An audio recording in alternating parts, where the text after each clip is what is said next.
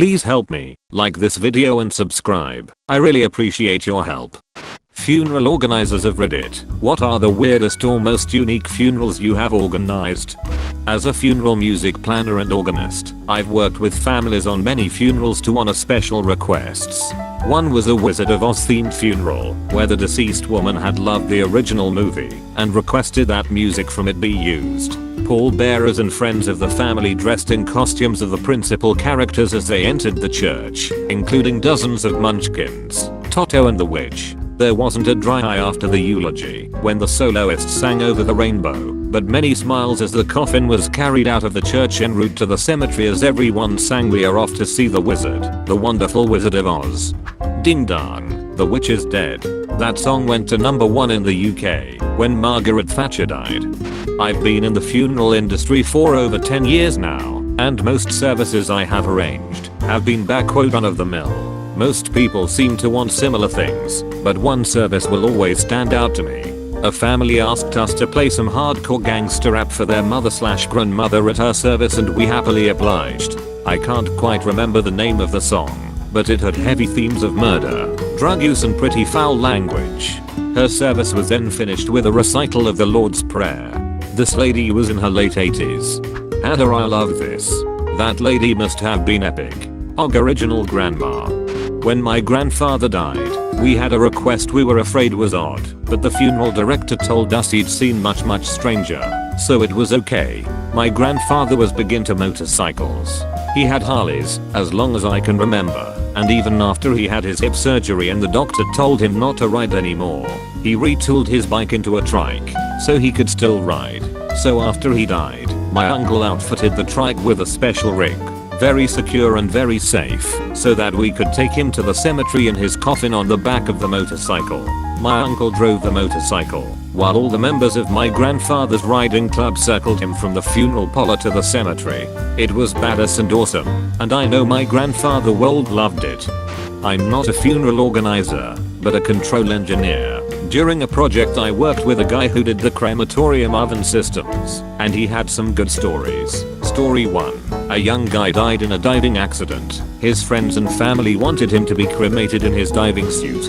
The crematorium guys told them they could not do this, but did not tell the reason.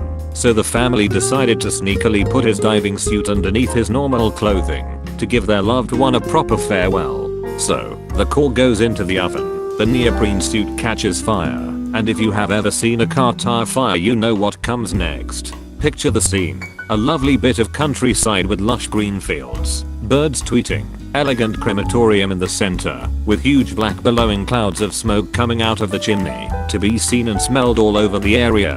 Whoops, the next obvious one is the sneaking of bottles of expensive whiskey in the pockets of the deceased, popular with the Indian population. I won't have to tell you that the combination of an 800°C oven and a bottle of 40% Volbooze is an exciting one. Best one was the story of the eco-friendly coffin. This crematorium had a system where the coffin during the ceremony would be lifted with 2 metal forks. The oven door opened, coffin gets inserted in the oven, door closes halfway, forks retract and the coffin, pressing against the door, stays in the oven, and finally the door closes completely. Well, this system is perfect for wooden coffins, but this guy was into his environment etc. and had an eco-friendly coffin made of some type of recycled cardboard. The forks lift, the oven door opens, the forks slide in, the coffin disintegrates instantaneously when it meets the intense heat of the oven. The door lowers half, the forks retreat, taking the body back outside of the oven. Family and friends are distraught. Staff try with broomsticks to push the corpse back in the oven. Total chaos ensues. Last one's crazy. I guess that's why our local crematorium doesn't show them going into the furnace. They just go behind a curtain. In fact, I'm pretty sure they don't even necessarily do the cremation the same day. Never mind there and then. I guess it differs for different faiths. I once went to a funeral of a young person who died from a terminal illness and had planned her own funeral. She had a white coffin, and at the graveside everyone took turns to sign the coffin/write messages in colored marker pens.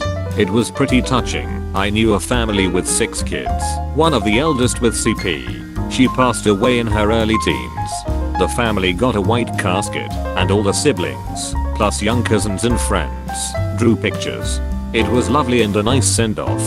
Not a funeral organizer, but one of my sisters was killed by a drunk driver, so as a family we were trying to figure out what to do for her funeral/memorial. She was cremated, so we had a lovely memorial at my dad's place outside and planted a couple of trees for her. My sister had a big personality in life and she loved to have fun and make people laugh. My other sisters and I decided that, rather than wear black, we would wear the most outrageous ball gowns we could get our hands on. Mine ended up being black with peacock feathers embroidered all over. One of my other sisters wore an enormous orange tutu. She would have absolutely loved it. It helped make the day a little less bitter and a little more sweet. A Viking funeral. Putting the ashes of the deceased out to sea in a little boat fashioned out of salt and covered with dry flour/kindling. Fashioning biodegradable arrows with flaming tips. Everyone shot flaming arrows at the boat, and it caught fire then dissolved into the sea. Now to be clear, Vikings never did any of this, but Hollywood gave people ideas. Apparently I'm not the first, but it was cool. Put the fun back in funeral. I have an Indianist friend. They're pretending to be Native American. One of them died, and they wanted a native funeral, but we are in Eastern Europe and have strong funeral culture, so it was super hard to do anything. All they achieved was forcing the funeral house worker to paint the dead guy's face black with mascara. Late to the party, but I'll add my own.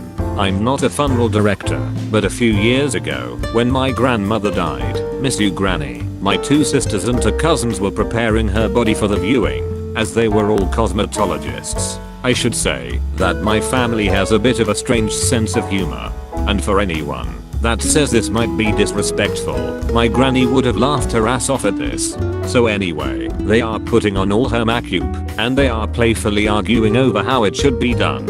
Eventually, this escalated in them comparing their own makeup to what they were doing for granny. They were joking about who did the better job, and to get an accurate depiction, they were lying down next to the coffin, closing their eyes and folding their arms on their chest, and the others would compare. They would then adjust both their own makeup and granny's to get it right. It was at this point that the funeral director walked in. He opened the door, saw my cousin lying on the floor as though she was dead, with the others giddily adjusting granny's makeup and using my dead cousin as a reference. There was an awkward pause for a few seconds before the girls all burst into laughter. The funeral director was visibly uncomfortable and silently left. After all was said and done, they went to apologize to the director, admitting that they were just having a bit of fun. He said it was alright, just a bit strange. He admitted that he did chuckle a bit as he was walking away. Fast forward to the service. A family friend was giving a eulogy and the girls are looking at granny up front in the coffin.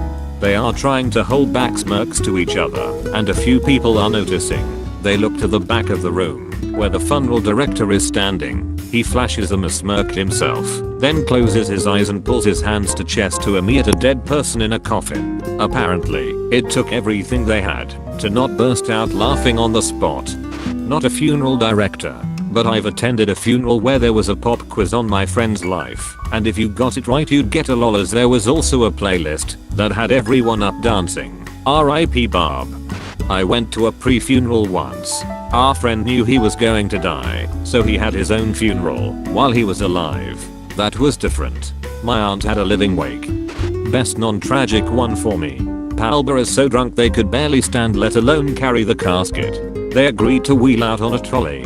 Some still holding their goon sacks, blood is used in box wine for you non-Aussies, in their free hand. Something about your mentioning not being able to carry the casket reminded me of my grandmother's funeral. She had been in denial about her imminent death right up to the very end, and had refused to plan her funeral, or talk about it at all, with anyone. Since we had a lot of family across the country, and out of the country, when she died my grandpa decided to bury her quickly and informally, and have a long beautiful memorial service for her once everyone could get here. So at the informal burial, we had no service or anything, just met at the graveyard, and watched her casket be buried. There was a little confusion about getting the casket from the hearse to the grave digging truck. Only my dad, brother and husband were strong enough to do it, meaning we were going to have to impose on the hearse driver and the gravedigger to help us. Looking around, wondering in the moment who else could help, my dad beckoned my grandpa over to carry a side of the casket. My 89-year-old grandpa I looked at my dad, like he was crazy, but my grandpa stepped forward, like he was maybe going to try. In that moment I realized my dad saw my grandpa very differently than I did. I saw him as a frail old man, which he is. My dad saw him as, well, that strong, capable, that larger than life persona of what a man should be. My dad just had no idea how frail his father had become, because in his mind, he was and always will be dad, and everything that comes with that word. Thank you very much for watching. In the comments under the video, write what you think about all this, and what the strangest funeral you saw. And also do not forget to watch our other videos. Bye.